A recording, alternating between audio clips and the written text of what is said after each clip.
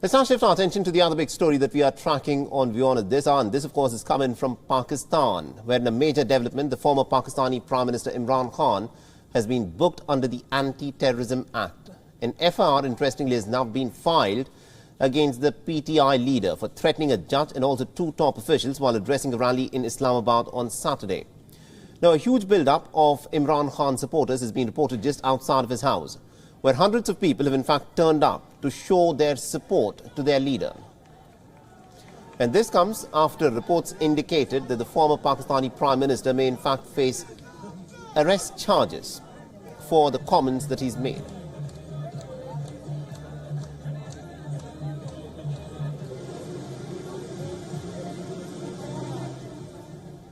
Government is panicking at the moment, and they have no idea who they're dealing with. They're dealing with a leader, Imran Khan, who's the only leader after Quaid-e-Azam in Pakistan. Meanwhile, a Twitter trend saying Imran Khan, our red line, has also gained a lot of traction, gathering over 140,000 retweets in a span of just a few hours. The police forces have also encircled Imran Khan's Banigala residence in Islamabad. And my colleague Anas Malik has been at the location, has been tracking all the developments for us. Listening to what he's had to say. Roughly 3 a.m. here in Pakistan, outside the residence of Imran Khan. The charge crowd right behind me that you see, and that is in order to prevent the arrest of Imran Khan, as it's been talked about and rumored as well. We've seen families, mostly foreign, they say that they will be the main hurdle in between in order to prevent an arrest of the former Pakistani Premier. Now, what is to be noted is that beyond this point, which is to my right, which is the barrier, you see that the people that are standing there, I see the former Minister Murad Saeed as well.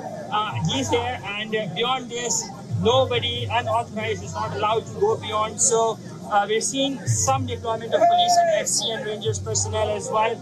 But by and large, from this point onwards to another, the first checkpoint that's about 500 meters from here, we're seeing numbers of PTI supporters, all who are charged, and they say that they will be thwarting any efforts or any attempts to arrest their leader, that is the former Pakistani Prime Minister Imran Khan. Anas Malik, Islamabad, Pakistan, for WION, World is One. All right, now to give us more insight in terms of what's actually unfolding in Pakistan, we're being joined by Dr. Hamid Al-Mashriqi, who's joining us live from Islamabad.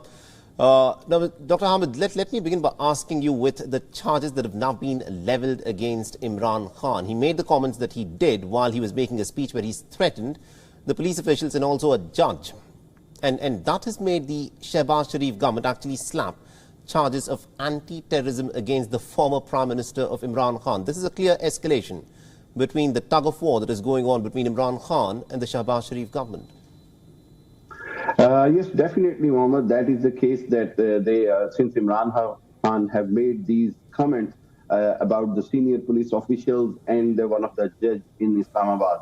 But the point is that all this came after the, alleged torture on arrested Imran Khan's chief of staff, who's Shehbaz Gill. He was arrested about 10 days ago, and it was told that he's been tortured under the police custody, which was unlawful and illegal. And that's why Imran Khan became very aggressive during his speeches in last 3-4 days, because he believed that police's action were unconstitutional and unlawful. And again, the further remand given by the judge was not lawful and constitutional, because she should have given an order to investigate the torture charges against, Shehbaz Gill. But at the moment, the government is very offensive, and they are trying to arrest Imran Khan, which will be very, I would say, that catastrophic in terms of political turmoil going in the country at the moment. You know, that's a question that I want to ask you. If the Shehbaz Sharif government goes on and arrests Imran Khan on the charges that they've leveled against him of anti-terrorism, those are the charges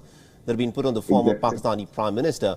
Now, there is a huge crowd of Imran Khan supporters who gathered outside of his residence. They said that this, of course, is a clear red line. They don't want the Shehbaz Sharif government to cross over.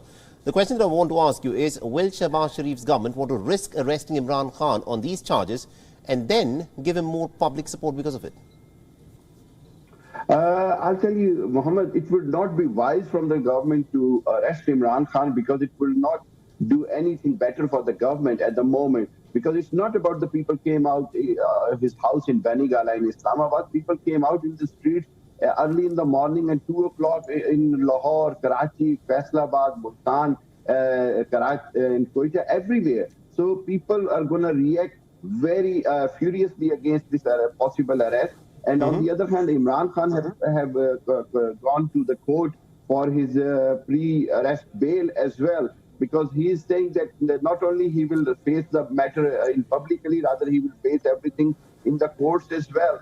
So I mean, it will be very high risk from the government to even to think about the arrest of Imran Khan under current popularity of Imran Khan and under current political situation, where government is facing lots of economical challenges as well as the political challenges. They have lost recent by-elections as well in Karachi and by-election in Punjab. They've lost the government in Punjab.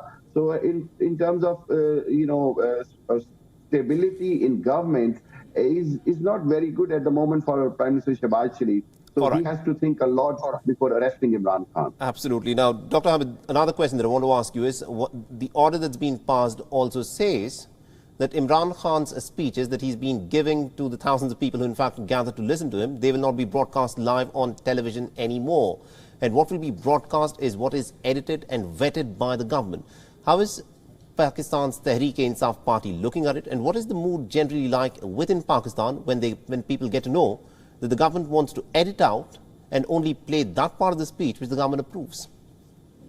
Yes, Mohammed Saleh. I mean, it is very unacceptable from the political, party itself and from the public as well. And if you look into the freedom of speech, it is against that as well. That they have banned one of the very famous, news channel ARY News already, but through the order of PEMRA, it's not been broadcasted. It's been suspended, license been suspended. On the other hand, if they want to vet the speeches and everything of Imran Khan, it looks like that they are going into court to challenge that decision by the government.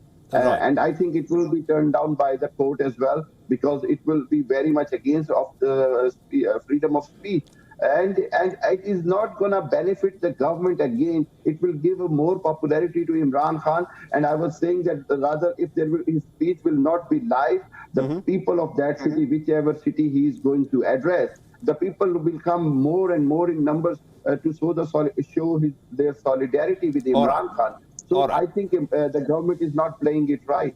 All right, let's see actually what happens in Pakistan, because this political tug-of-war does not seem like it is going to end anytime soon. Thank you very much indeed, Dr. Hamid Al-Mashriqi, for joining us live from Islamabad. WION is now available in your country. Download the app now and get all the news on the move.